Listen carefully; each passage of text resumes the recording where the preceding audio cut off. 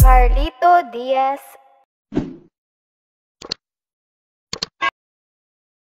So what's up guys, welcome back to my YouTube channel. Yan, so ngayon guys, mag-assemble po tayo nitong DIY amplifier. Saka i-try natin to kung tutunog ba itong klase na amplifier. So samahan nyo ko guys sa vlog natin ngayon. At saka kung bago ko pa lang sa ating YouTube channel, huwag kalimutan mag-subscribe. Hit din yung bell button guys sa gilid para ma-update tayo sa mga bago nating video tutorial tulad dito. So yan guys, no, ito yung unit drive amplifier, Rocola driver.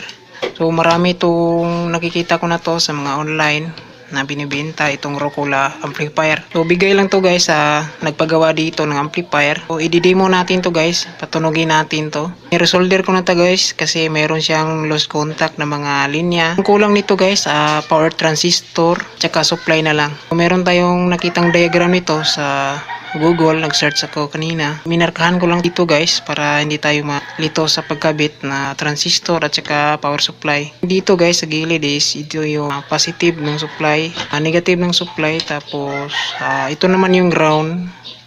So ito yung input, ito yung speaker output, B+, B- nilagyan ko nito. So patungo na po to guys sa kanyang power transistor. So tinistiran ko na tong mga transistor nito, okay pa naman. Ito yung gagamitin natin para mabuo natin tong amplifier.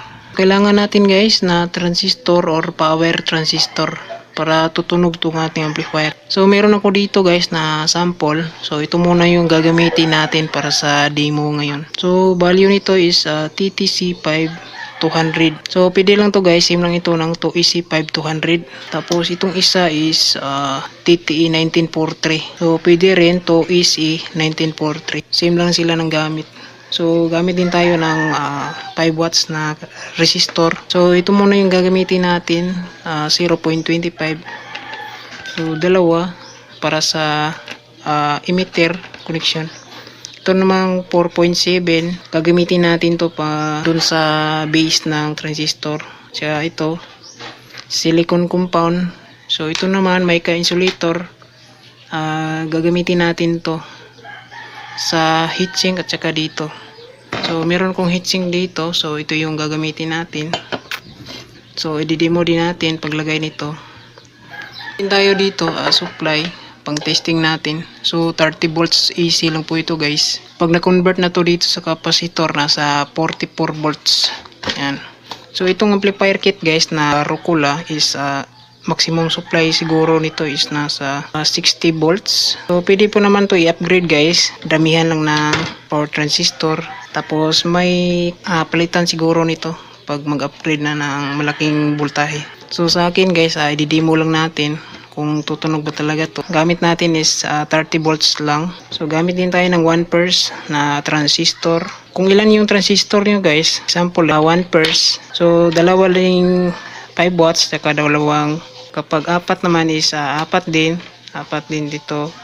Tapos apat din tong mica insulator kasi individual sila guys na pesa. So ngayon is i-demo natin paano natin to tamang pagkabit nitong transistor dito sa heatsink.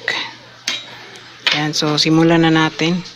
Yan guys, no, dito tayo sa power transistor. Yan, so ito yung heatsink. So ito muna yung isa-sample natin guys na heatsink na ipakita natin. Yan, so una guys, gamit tayo nitong mica insulator.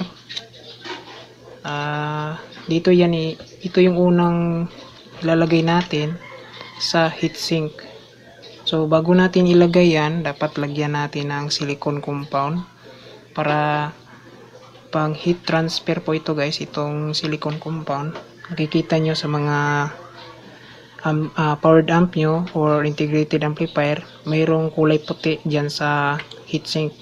So ito yung nilalagay para kapag uminit yung ating power transistor is dadaloy dito sa heatsink nya.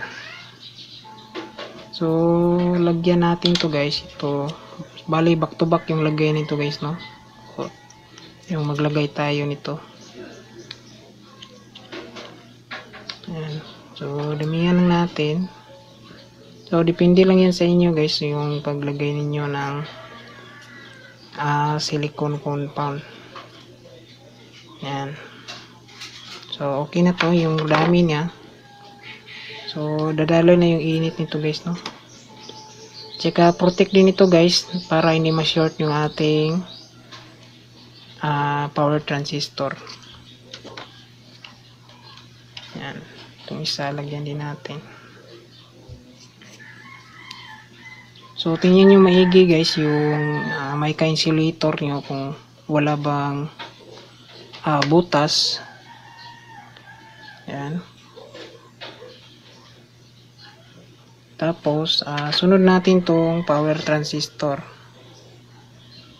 Yan.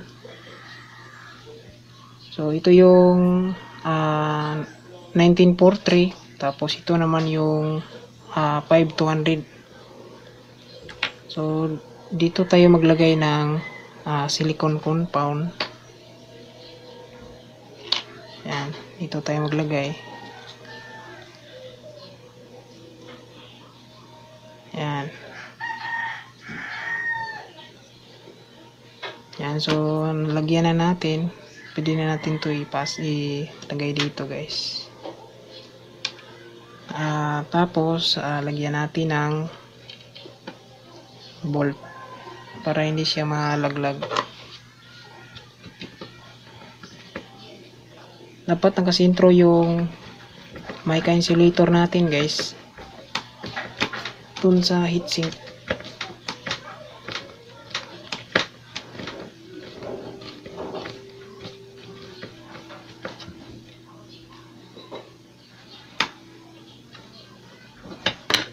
So, same process, lagyan din ng mica silicone compound. Yan.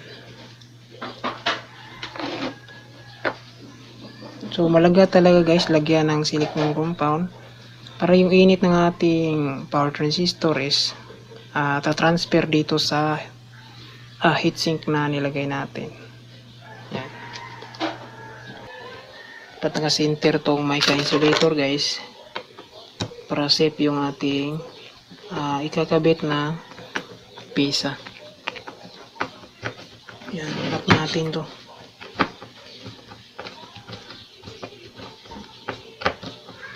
So, sunod natin gawin guys, testiran muna natin tong heatsink tsaka dito sa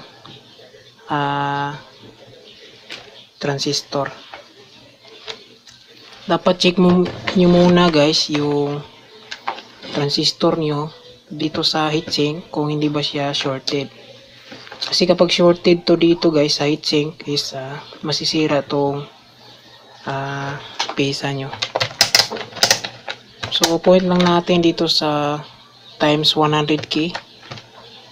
So, calibrate muna natin itong tester dito sa 0.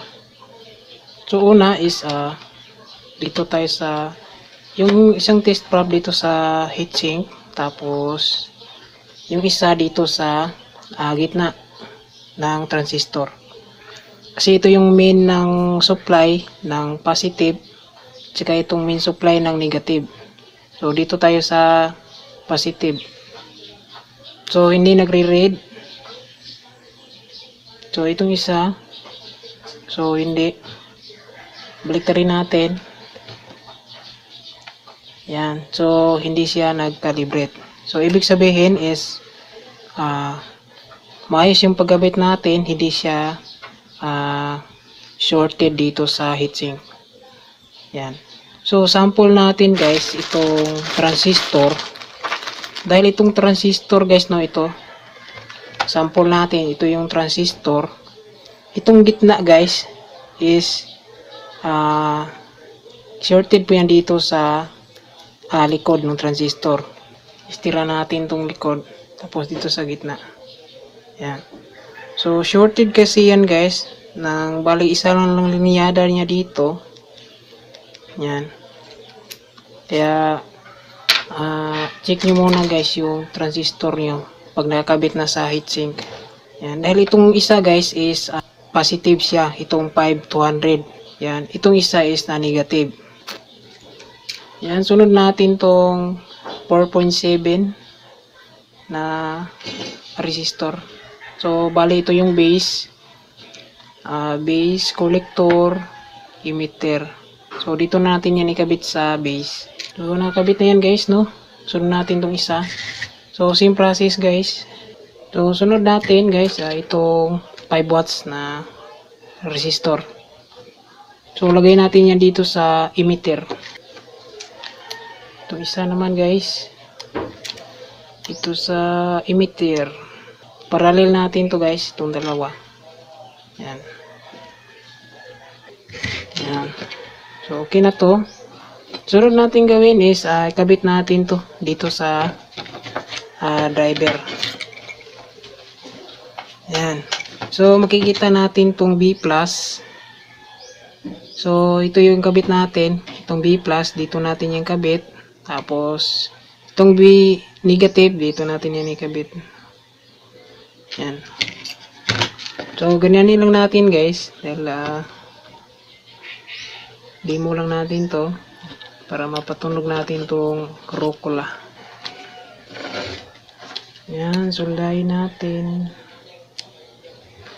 Dapat hindi magkabaliktad tong power transistor natin para iwas sunog. So ito yung 5200 1943. Sunod natin gawin is dito tayo sa, so makikita natin to dito sa gitna, merong nilagyan ko ng speaker sign. So dito yan kabit. Dahil patungan na po to sa speaker. Kabit natin dito sa board. Yan.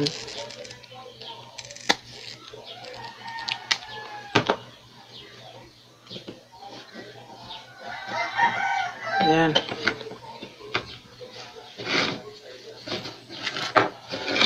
So, ganyan guys. So, dito naman tayo sa gitna. Dito. So, dito yan kabit sa positive. Itong isa dito sa negative. Dapat kapit na kapit yung pagsusulda natin guys, no? Para maiwasan natin yung lost contact.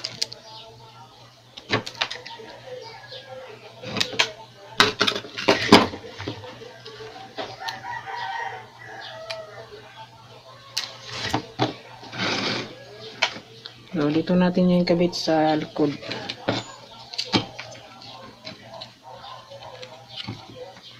Ito sa positive.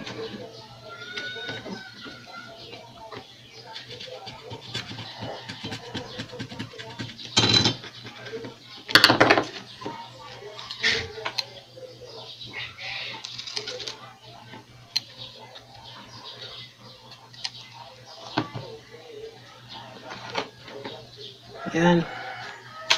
Sunod naman natin tong negative. So, ito yung negative.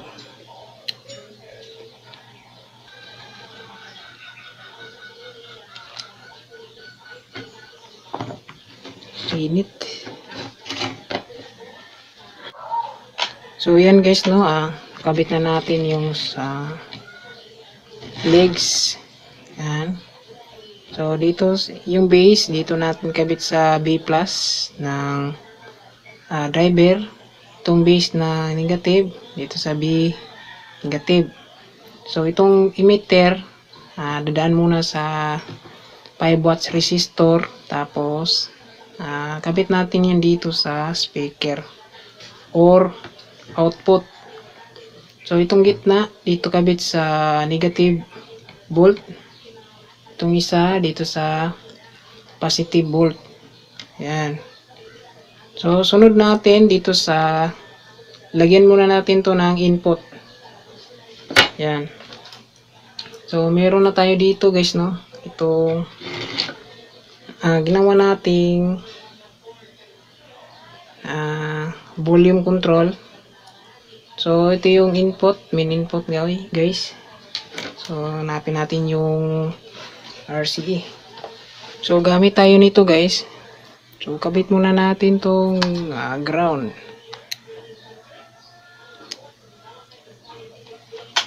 Tapos ito yung hot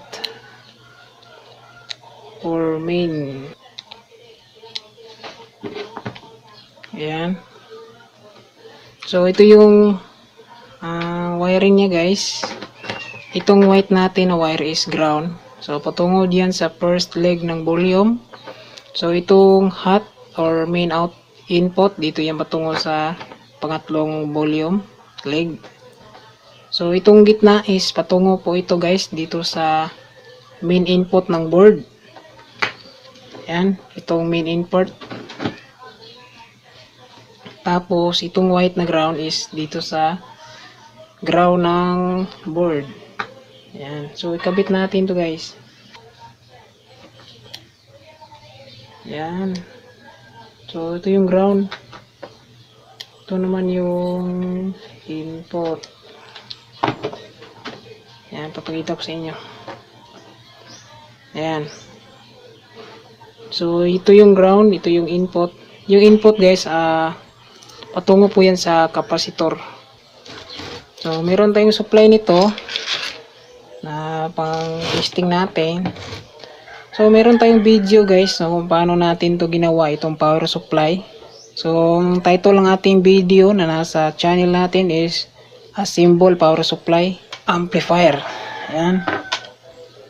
So ito yung positive, itong pula, itong itim is negative, itong blue is patungo to sa ground.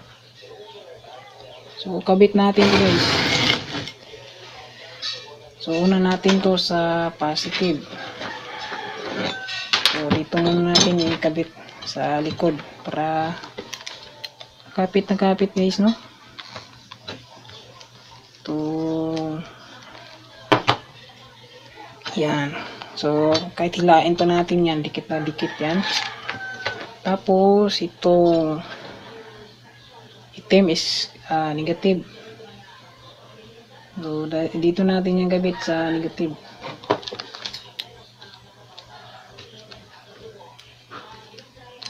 Yan. So kapit na kapit yan. Sunod is itong ground natin. So dito natin yung ikabit itong ground na line. Yan.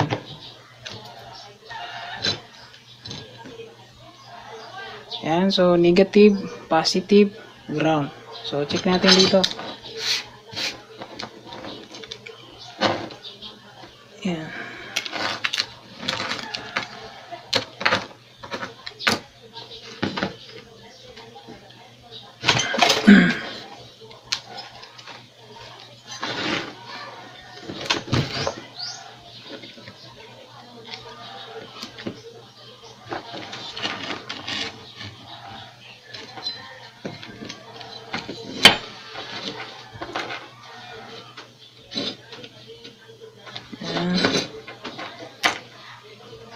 So tanggalin muna natin tong ground guys, no, kasi naka ikot siya sa negative.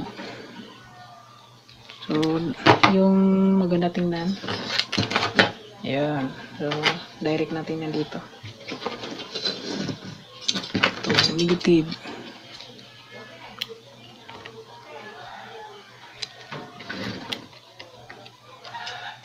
Yan. Para maganda tingnan. Yun.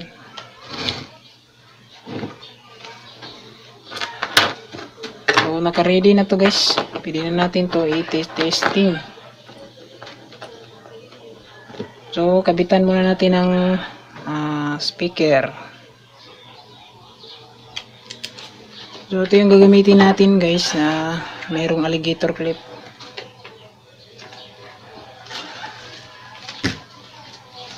So lagyan muna natin ng lead para kapit na kapit guys, no? Ito isa.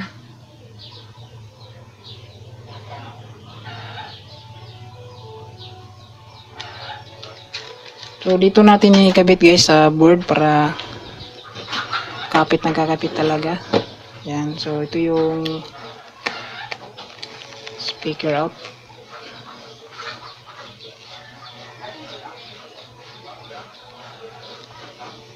Yan, kapit na kapit. Saka yung isa guys, dito sa ground. Sa ground talaga yan, kakabit yung negative ng speaker. Yan.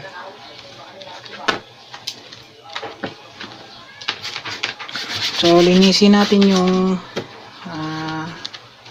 likod para walang problema.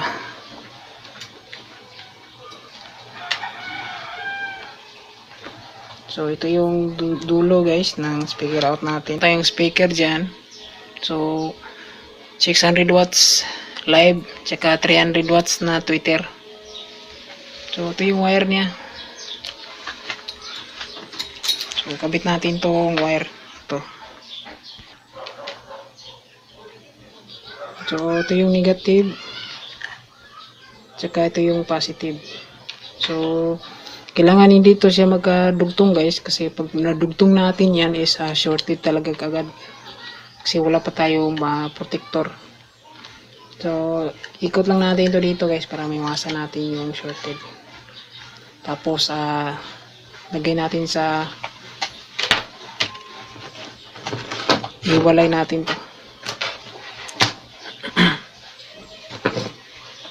So, yan guys, saksak na natin itong supply natin dito. Yan, saksak na natin. So, check muna natin itong mga pesa kung normal lang ba yung wala bang umiinit. Yan. So, check yung maigi guys dito sa mga driver transistor. Kasi kadalasan pag mayroong problem is umiinit to siya. Ito. Pero dito sa akin is normal lang siya. Yan. So, itong RCA galing sa mixer. Lagay natin dito guys, no? Sa input. So, volume natin guys.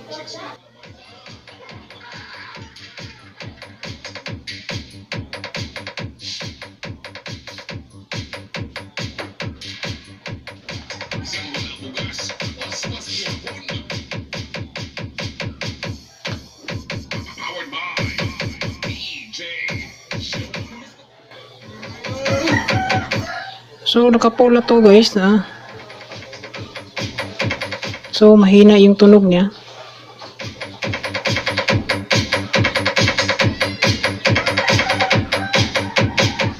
So, mahina yung tunog niya guys, no? Try natin check dito sa board. Baka merong lost contact or merong hindi pa nakabit. So, off muna natin. Yan guys, try natin check yung mga linya dito is okay pa ba? Baka merong lost contact kaya mahina yung tunog. Stiran nyo lang guys yung linyada kung saan yung dulo. Yan.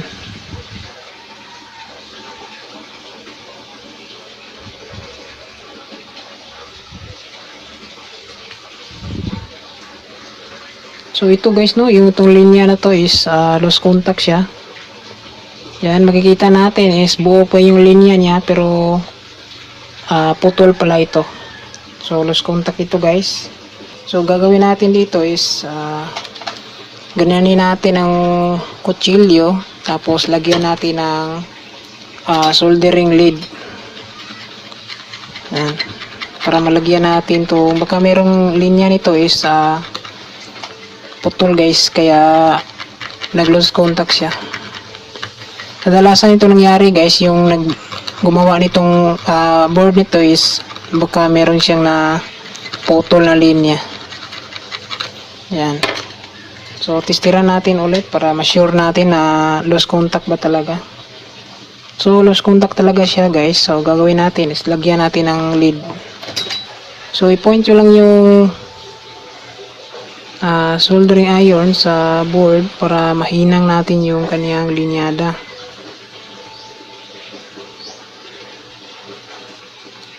Yan.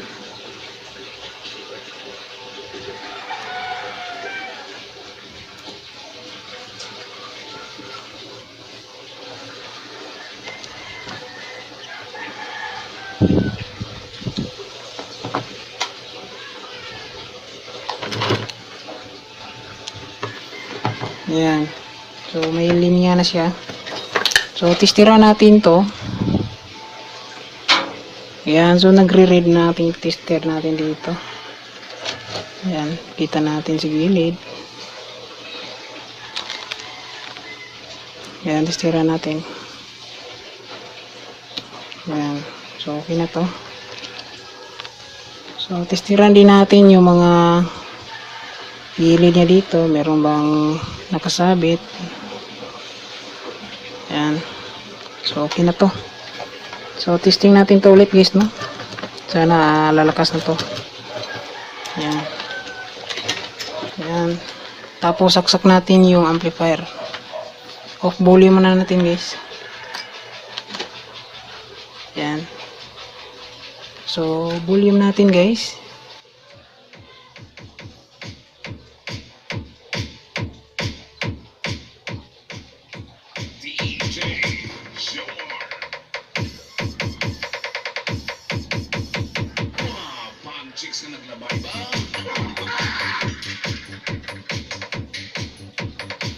So, mahina pa rin guys.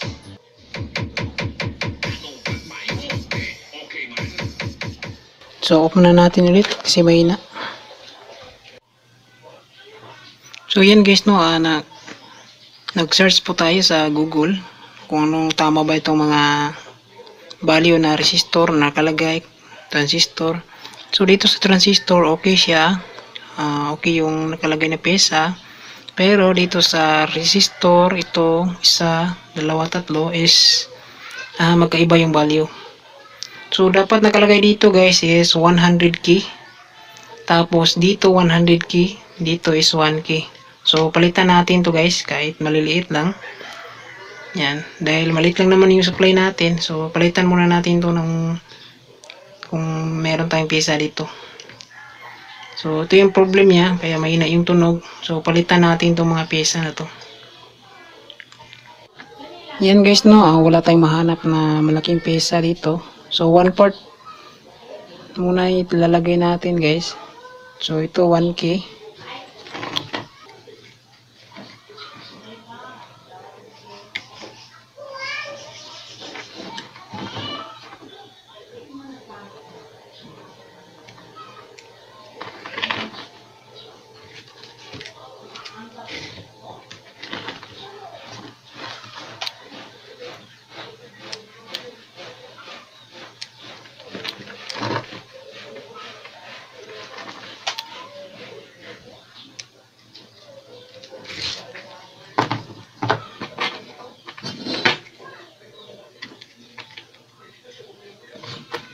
So, nakabit na natin yung 1K. Sunod natin to 100K.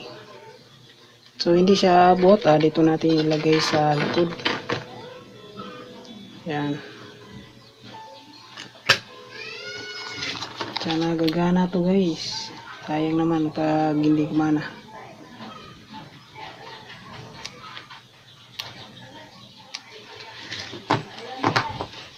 So, dito is 100K din.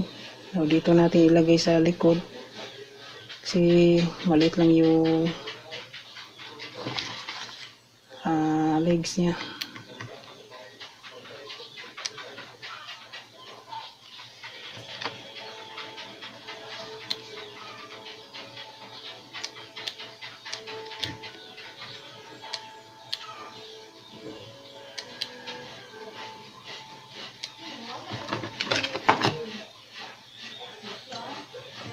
Yan. So, yan guys, no. Napalitan na natin sa tamang value. Yan. So, ngayon is saksak na natin tong amplifier. Testingan natin kung lalakas na ba siya. Yan. So, saksak natin.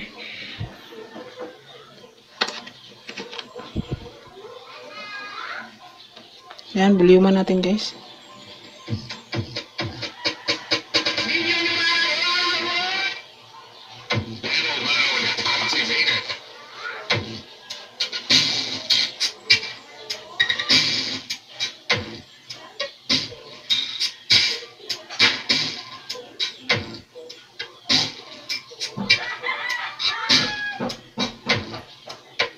So, pumangit yung tunog niya. Off natin ulit. Okay, ang problem nito guys, no? Bakit nagkaganito yung tunog? So, naputol yung ground niya guys, no? Dito sa likod. Try natin ibalik ulit. Baka ito yung dahilan.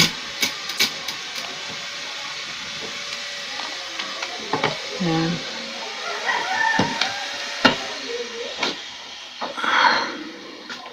Try natin testing ulit guys, no?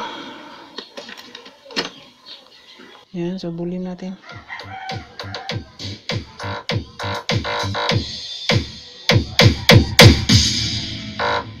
Yan.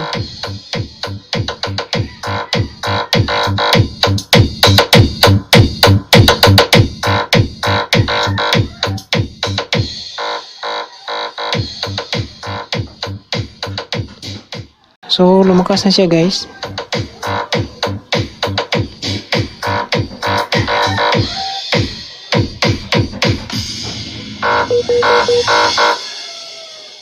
Yan guys, no, napalakas na natin yung tunog at saka napakalinis ng tunog nito guys. At saka maganda rin. Yan, so pinalitan lang natin ng 1/4 watts. Ito, at saka yung dito is nasa likod. Tapos yung dito guys, nasa likod din. So mali talaga yung nilagay nila dito. So malaki yung value yung nakalagay nila dito guys. Kaya yun is mahina at saka basag yung tunog. So kailangan guys, pag nag-assemble kayo nito, meron kayong diagram na makikita para sure talaga na yung value nakadikit dito is yun talaga yung tamang value. Ayan. So tugtugin natin. So naka-off yung volume natin guys, no.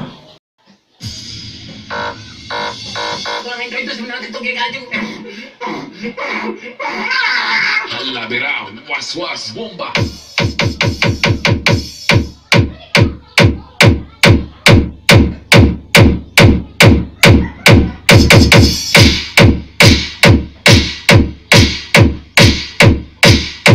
DJ Jomar. Pang chicks na naglabay ba?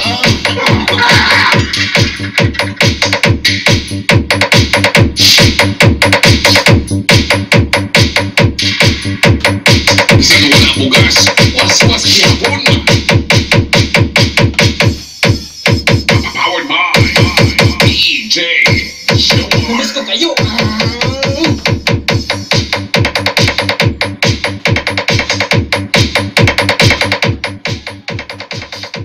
Sobrang linis ng tunog guys, at saka maganda yung quality niya. So yan, nakita na natin guys, at saka kita na itong paano natin yung wiring, at saka itong Rockula amplifier. Yan, so maganda rin siya guys. So maliit lang yung supply na kinabit natin dito, is 30 volts only. Mas gaganda pa to guys kapag nasa tamang supply, nasa 60 volts or 65 volts. Ayan. So yan lang po guys, no. Update ko kayo nito kapag nagawan ko na to ng kaha, or yung ma-upgrade talaga natin guys itong powertrain is. Ayan. So abang-abang lang tayo guys sa mga susunod nating video. Ayan. So yan lang po guys, no. Thank you so much at saka God bless.